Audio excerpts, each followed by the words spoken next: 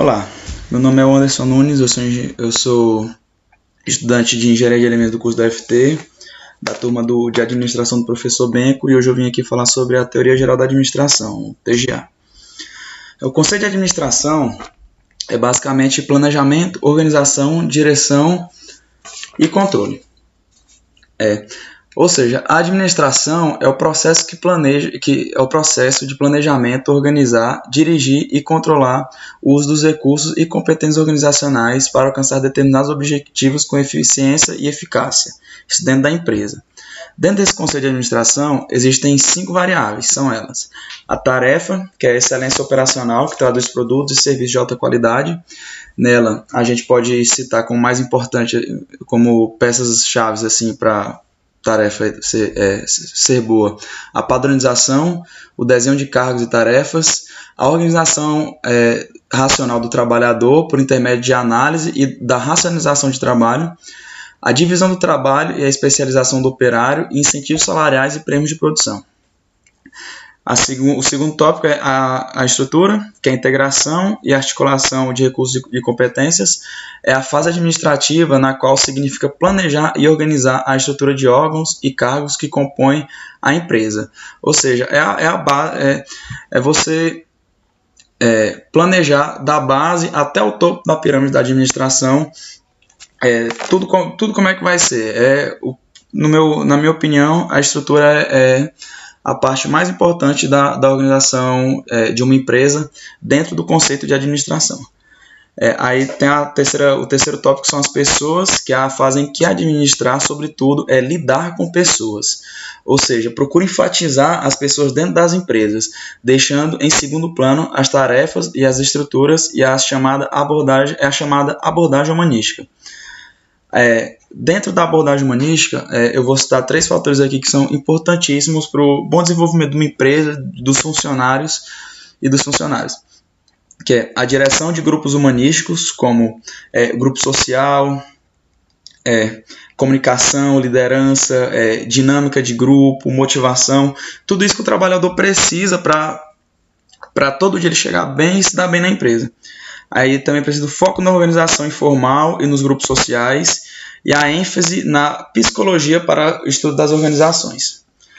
O quarto tópico aqui, dentro do conceito de administração, é a tecnologia. Ou seja, é extrair tudo da tecnologia com o máximo de eficiência possível.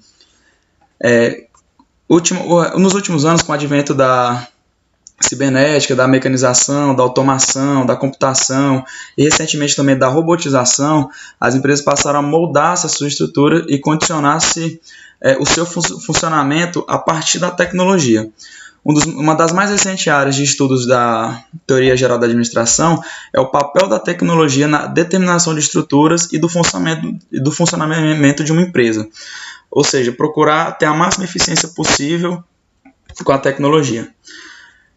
O último tópico dentro do conceito de administração é o ambiente, ou seja, é o foco no mundo dos negócios, que envolve clientes, fornecedores, concorrentes, os próprios trabalhadores. É a fase administrativa em que significa lidar com as demandas do ambiente e obter o máximo de eficácia da empresa. Ou seja, no caso do ambiente, onde a gente deve ter eficácia em relação à empresa. As relações de interação dentro das empresas e seus ambientes passaram a explicitar com maior profundidade certos aspectos da estrutura organizacional e dos processos operacionais utilizados pelas empresas. O ambiente marca a ampliação máxima do objetivo de estudo da administração, ou seja, as empresas e os ambientes que as envolvem. Conceito de administração em função das 5 variáveis anteriores tomadas em conjunto. A administração é o processo de planejar, organizar, dirigir e controlar o uso de recursos a fim de alcançar os objetivos. Foi o que foi dito no último slide. As características da administração científica de Taylor. As principais características na administração científica de Taylor estão baseadas principalmente no aumento da produtividade, nos métodos de sistemas propostos, a realização do trabalho e disciplina do conhecimento do operário. Ou seja, o operário ele tem que ter disciplina, ele tem que ter conhecimento e ele tem que ser especializado naquela hora, segundo a administração científica de Taylor. Segundo Taylor, os operários deveriam ser divididos dentro da empresa, em cada setor, e cada trabalhador tinha que se especializar naquilo. Aí, para isso, havia treinamento, preparação dos trabalhadores de acordo com a aptidão de que cada trabalhador apresentava. Era pressuposto que o trabalhador era motivado pelo seu salário e prêmios, instigando assim um aumento de produção para que, em contrapartida, receba mais. Ou seja, ele pensava que quanto mais o trabalhador trabalhava, se esforçava, mais ele ganharia. E Taylor pensava que, por ganhar mais, o trabalhador poderia... por ganhar mais, o trabalhador poderia ser melhor para a empresa. Porém, esse é um dos pontos falhos na administração científica de Taylor. Tanto que esse foi um dos aspectos mais criticados na forma de administração de Taylor, é a caracterização do homem não como humano, mas sim como engrenagem, como eu acabei de dizer. Outro ponto criticado na especificação do operário como fator de produção. Pesquisas anteriores à administração científica de Taylor já apontavam que não significa porque o operário ganha mais, porque ele vai produzir mais e melhor. Isso não tem nada a ver. Agora eu vou falar sobre algumas características da teoria da administração clássica de Fayol. A divisão do trabalho, que é a especialização dos funcionários do topo da hierarquia até os operários da fábrica, assim favorecendo a eficiência da produção e aumentando a sua produtividade final. Autoridade e responsabilidade. Autoridade é o direito dos superiores darem ordens, que teoricamente são obedecidas. Responsabilidade é a contrapartida de autoridade. A unidade de comando, que é onde o funcionário deve receber ordem apenas de um chefe, evitando contra-ordens. Disciplina, que são regras de conduta e de trabalho válidas para todos os funcionários. A ausência da disciplina gera caos. Remuneração, que é o suficiente para garantir a satisfação de todos os funcionários de qualquer empresa, né? A hierarquia, que é a defesa incondicional da estrutura hierárquica, respeitando o risco, uma autoridade, ou seja, a hierarquia, como o nome já diz, é você obedecer, do menor para o maior. Ordem, que deve ser mantida em toda organização, preservando o lugar para cada coisa e cada coisa no seu lugar. Equidade.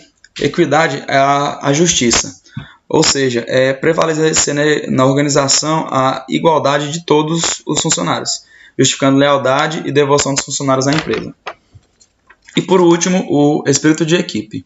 O trabalho deve ser em conjunto, em qualquer empresa.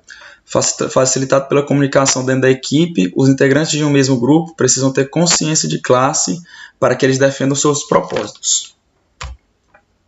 Agora eu vou citar aqui algumas características do modelo burocrático de Weber. Weber falava que a burocracia é a organização eficiente por excelência. Ou seja, uma das características desse modelo de Weber era a formalização, onde todas as atividades da organização são definidas por escrito e a organização opera de acordo com o conjunto de leis e regras que são aplicáveis a todos os indivíduos. A divisão do trabalho. Cada participante tem um cargo em suas posições definidas em uma esfera específica de competência, com deveres oficiais, atribuições estritamente especificadas e delimitadas. Princípios de hierarquia. Buscava se assentar em uma hierarquia bem definida de autoridade. Cada funcionário era submetido a ordens impessoais que seguiam suas ações de modo a assegurar sua obediência. Cada função mais baixa está sob controle e a supervisão da mais alta, e assegurava unidade e controle. Impessoalidade. A impessoalidade é o funcionário ideal em qualquer empresa, segundo o modelo burocrático de Weber, ele é impessoal no relacionamento com os outros ocupantes de cargos. A burocracia enfatiza os cargos e não as pessoas que os ocupam, pois ao passo que as pessoas entram e saem da organização, os cargos permanecem para garantir sua continuidade e perpetuação. Competência técnica. A competência técnica é a seleção e a escolha dos participantes da organização baseada na competência técnica e na qualificação profissional dos candidatos e não em preferências de ordem pessoal. Daí a utilização de testes e concursos para preenchimento de cargos ou para promoções. A burocracia eminentemente é meritocrática. O sistema também prevê o encarreiramento das pessoas e as promoções são feitas de acordo com o mérito funcional, dependendo sempre do julgamento do seu superior. Aí aqui são algumas disfunções da burocracia de Weber, que é a internalização das regras e apego aos regulamentos, excesso de formalidade de papéis, caracterização como a base do processo decisório e a dificuldade no atendimento a clientes e conflitos com o público. Eu sou o Anderson Florencio Nunes, aluno de Engenharia de Alimentos da UFT, da turma do professor Benco, e essa foi a minha videoaula sobre TGA. Muito obrigado e boa noite.